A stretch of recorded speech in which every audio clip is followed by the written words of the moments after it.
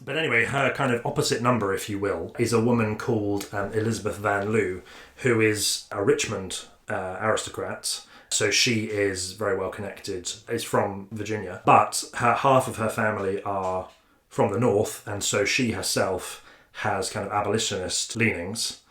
And the family themselves are kind of split. Half of them are sort of pro-South, half of them are quietly pro-North. And the pro-South side have slaves, and the pro-North side have what were slaves, but they buy their slaves freedom for them and then hire them back as servants.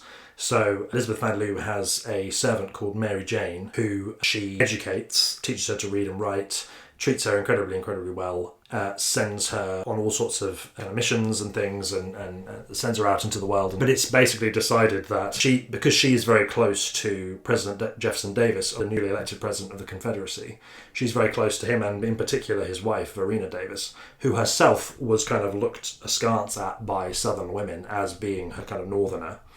Elizabeth says to Verena, visits her one day, sits down with her. Verena's pregnant at this point, very heavily pregnant. And she says, things must be awfully difficult for you at the moment. It's so hard to find good staff these days. Tell you what, I've got this nice girl called Mary Jane. Why don't you have her as a gift from me? As, I'm sure she'd be useful around the house. And Verena says, that's very kind of you, thank you very much, and accepts. And of course, Mary Jane is able to kind of play the sort of dumb slave, but in fact she is incredibly bright. When she's cleaning the house, she's looking at maps, she's looking at dispatches, she's looking at all sorts, and she's feeding this information back to Elizabeth, who is then feeding it on to the Union militaries. So she is able to use her unique position as a sort of Southern aristocratic lady to sort of subvert, to put a cuckoo in the nest in the form of Mary Jane. Of course, a massively dangerous thing to do, because if Mary Jane was caught, she wouldn't be treated as deferentially as all these other Southern ladies are. Mary Jane would have been summarily hanged, and that would have been the end of it. So it was very, very brave indeed of Mary Jane to undergo the work that she did, and brave of Elizabeth to put her up to it as well. Incredible amounts of risk involved there. Yeah, totally. And there was some suspicion around her, because she did seem to really like looking after wounded Union soldiers. There was much kind of tittering and gossip in town about quite the lengths that she would go to look after Union wounded. At one point, one of them, she's looking after what they would call Dutch, but are really German, because there's a sort of linguistic confusion about coming from the Pennsylvania Dutch, who are really from the sort of Palatinate Rhineland region in Germany, but because of the confusion, they're called Dutch. Anyway, there's this Dutch soldier who desperately wants fish. He wants fresh fish to eat.